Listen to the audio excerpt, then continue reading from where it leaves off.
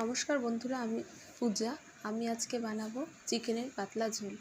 তার জন্য আমরা নিয়ে নিয়েছি 3টে মিডিয়াম সাইজের পেঁয়াজ, কাঁচা লঙ্কা, ধনেপাতা, টমেটো, তারপর আলু কয়েকটা নিয়েছি। আলুগুলো লাল লাল করে ভেজে নেব। তারপরে নুন, হলুদ এগুলো দিয়ে দিলাম, দিয়ে ভালো করে নাড়াচাড়া করব লাল করে।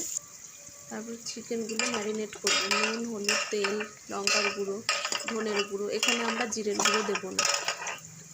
জিরের গুঁড়ো ছাড়া আজকে চিকেন রান্না করে আপনাদের শেয়ার করছি। ম্যারিনেট করা হয়ে গেছে। তারপরে আলুগুলো লাল লাল করে ভাজা হয়ে গেছে। এরপর তেলের মধ্যে দিয়ে দিলাম শুকনো লঙ্কা, তেজপাতা, লবঙ্গ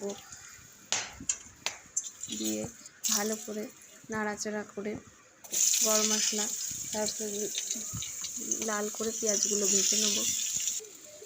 লাল লাল করে ভাজা হয়ে গেছে আমাদের। ম্যারিনেট করা চিকেনগুলো দিয়ে দিলাম। এরপর ভালো করে নাড়াচাড়া করে নেব। আপনাদের যদি ভিডিওটা ভালো লেগে থাকে অবশ্যই সাবস্ক্রাইব করবেন, লাইক, শেয়ার, কমেন্ট করতে ভুলবেন না।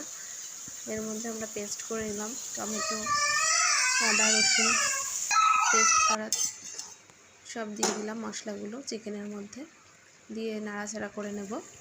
কিছুক্ষণ ঢাকা দিয়ে রেখে দেবো। ঢাকা খুলে দেখলাম চিকেনটা কষানো হয়ে গেছে। মোটামুটি চিকেনের থেকে তেল বেরোচ্ছে। চিকেনের থেকে তেল বেরানো মানে চিকেনটা মোটামুটি রেডি।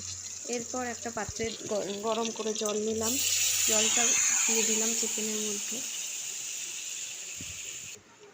এরপরে ভেজে রাখা আলুগুলো দিয়ে দিলাম আমরা। তারপর সামান্য নাড়াচাড়া করে নেব। নামানোর আগে একটু গরম মশলা দিয়ে নামাবো আমরা। মোটামুটি চিকেন রেডি। So by.